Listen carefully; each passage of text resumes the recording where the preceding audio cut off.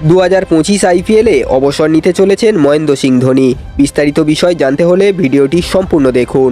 2019 সালের পর ভারতীয় দলের জার্সিতে আর দেখা যায়নি মহেন্দ্র সিং ধোনিকে।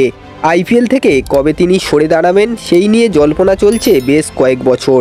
প্রাক্তন পেসার ও সঞ্চালক ড্যানি মরিসন একবার তাকে জিজ্ঞাসা করেছিলেন অবসরের ব্যাপারে। তৃপ্ত কণ্ঠে ধোনি জানিয়েছিলেন ডেফিনেটলি নট। 2023 সালে জোর গুঞ্জন ছিল যে সরে দাঁড়াবেন মাহি। ট্রফি জয়ের পর আদর্শ মঞ্চ ছিল তার সামনে, কিন্তু কিংবদন্তি তারকা সেই রাস্তা বেছে নেননি। তিনি এক সাক্ষাৎকারে জানান, এখন হয়তো সরে যাওয়ার ঘোষণা করাই সহজ হবে, কিন্তু সমর্থকদের জন্য মাস আষ্টেক পর আবারও ফিরতে চাই। ওনাদের কিছু ফিরিয়ে দিতে চাই আমি। সেই কথা রেখেছিলেন মাহি।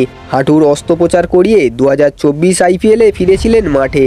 ব্যাট হাতেও কিছু দুর্দান্ত উপহার দিয়েছিলেন দর্শকদের। 2025 আইপিএলের সময় ধোনির বয়স দাঁড়াবে 43 বছর। তিনি কি আবারও হলুদ জার্সি গায়ে চাপিয়ে মাঠে নামবেন? প্রশ্ন রয়েই গিয়েছে ক্রিকেট জনতার মধ্যে। 2021 অবধি নিয়ম ছিল যে আন্তর্জাতিক ক্রিকেট থেকে 5 বছর বা তার বেশি সময় পর কোনো খেলোয়াড়কে হ্যান্ডক্যাপড ধরা হবে। ইতিমধ্যে ধোনিকে রিটেন করার জন্য সেই নিয়ম পুনর্ব্যবহারে আর্জি বিসিসিআইয়ের কাছে জানিয়েছে চেন্নাই সুপার কিং।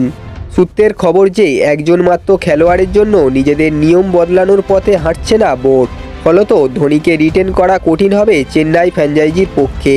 কেরিয়ারের শেষ পর্যায়ে এসে নিলামে যোগ দিতে চাইবেন না মহেন্দ্র সিং ধোনি, ফলে অবসরের পথ বেছে নিতে চাইবেন তিনি।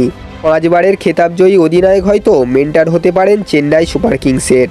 বন্ধুরা, চেন্নাই সুপার কিংসের এই আপডেট পাওয়ার পর আপনাদের কি মন্তব্য অবশ্যই কমেন্ট করে জানাবেন। ভিডিওটি ভালো লাগলে একটা লাইক করে দেবেন এবং এই ধরনের ক্রিকেট আপডেট সবার আগে পাওয়ার জন্য চ্যানেলটিকে অবশ্যই সাবস্ক্রাইব করে দেবেন।